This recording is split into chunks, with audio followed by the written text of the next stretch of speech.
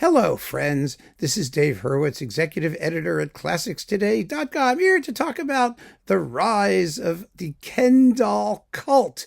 The Ken doll in question being, of course, Klaus Mäkelä, who, as I have pointed out many times, based on the evidence of his recordings, has no cojones in his interpretations, although I've seen some on YouTube that were a little bit better. So, there may be hope for the boy when he grows up.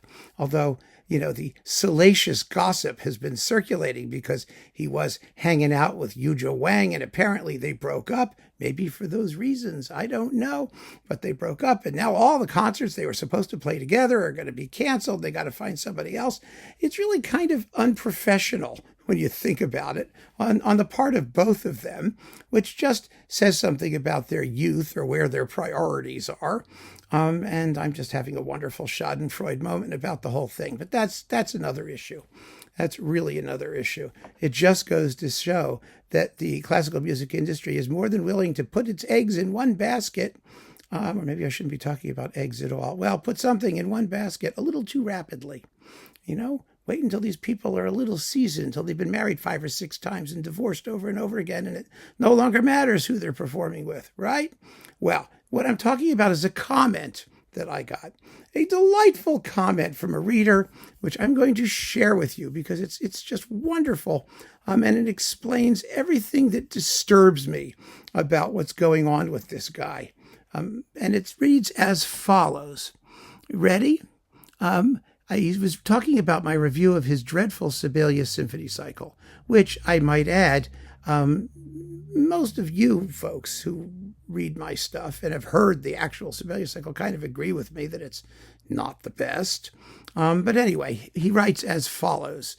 Mr. Klaus Schumacher, 8673. That's his moniker.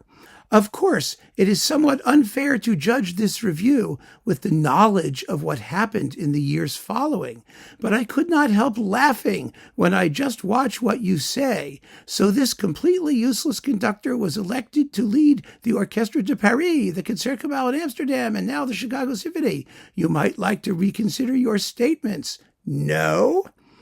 Well, the answer, Mr. Schumacher, is no. Of course I wouldn't. What does any of that have to do with the musical quality of his Sibelius cycle?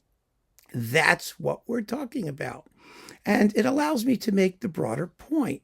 So far, I have heard, like I said, some YouTube concerts of variable quality and his recordings. But as a record critic talking about specific records, I am called upon to judge those records, those performances, and from that to extrapolate a little bit about what they might say about this guy generally, his abilities, his cojones as a musical performer.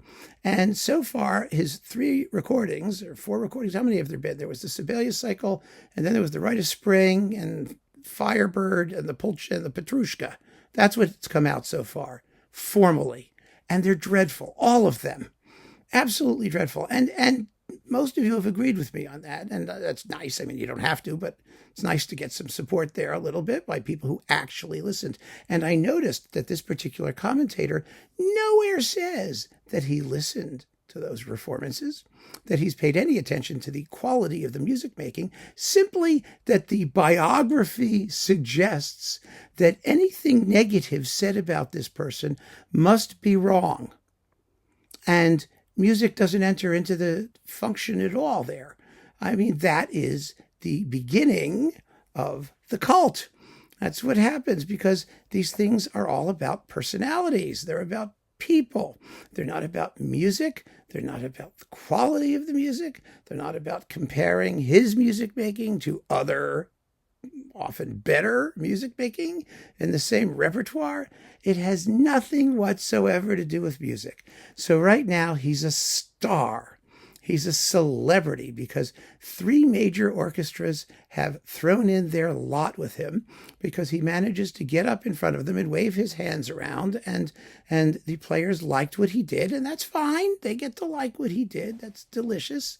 But none of that matters as a determinant of the quality of his recorded output. And my concern as a record critic is the quality of his recorded output. Anything other than the sound of those recordings and of those performances and those interpretations as compared to other interpretations of the same works is irrelevant. Completely, totally, utterly irrelevant. And I just wanted to make that point because you're seeing it happen. And so here we are. We're in at the beginning. It's going to be very, very interesting to follow Mäkelä's career because, people think I don't like him. I don't know him. I don't dislike him. I dislike his recordings because they suck. I mean, there's that. That I absolutely own up to. But I don't wish him to fail. I want him to succeed. I want to hear great recordings. I want to hear fabulous performances of all this music. I want him to be the second coming of the world of music. It's all great if it's true. Right now, it's all hogwash based on the quality of his recordings. And he'd better wise up to that because he may have a fabulous career in concert and he may spend his entire life basking in adulation and having people like Mr. Schumacher tell him how wonderful he is because he got hired by people. I know people who have been hired who are absolutely dreadful. I know certain politicians who've gotten millions and millions and millions of votes by millions and millions of people who are perfectly vile, incompetent people. It doesn't mean anything. What matters is what they do in their chosen profession. What Mr. Mäkelä does as a conductor, witnessed by his recorded legacy. Now, today, recorded legacy is a much bigger thing than just issues on major labels. It means all the stuff he's doing that's on YouTube and streaming and all this other stuff. It could be he'll have a marvelous career that way. And I wish him well. I hope he does. I really do. I hope all these orchestras aren't as stupid as they sound by hiring this guy before he's ripened, before he's seasoned. But I got to tell you, I am always surprised to get comments from people about musicians based on the non-experience of their music making. This is about listening. It's always going to be about listening. And whether I'm right or wrong, that's for you all to say, quite frankly. But I can guarantee that whatever opinion I offer will be based on having listened and listened carefully and comparatively to the recordings in question and asking a very, very simple question.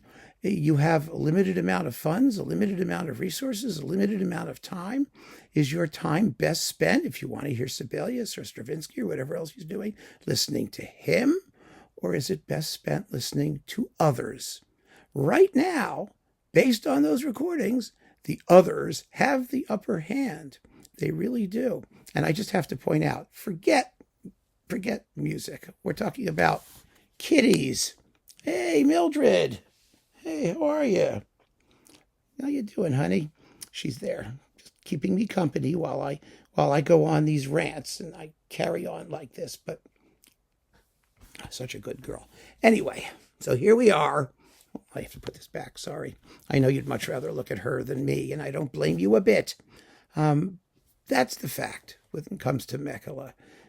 He's made 3 really dreadful, well, more than 3 because there's a whole Sibelius cycle, but basically albums, 3 really, really bad albums, and has not lived up to his much vaunted reputation on disc. We shall see what happens, and I hope it gets better. But boy, don't tell me that my opinion of his music making should be different because of whatever job he gets. Oh, my gosh, that's just awful, isn't it? So keep on listening, friends. Thanks for joining me. Take care.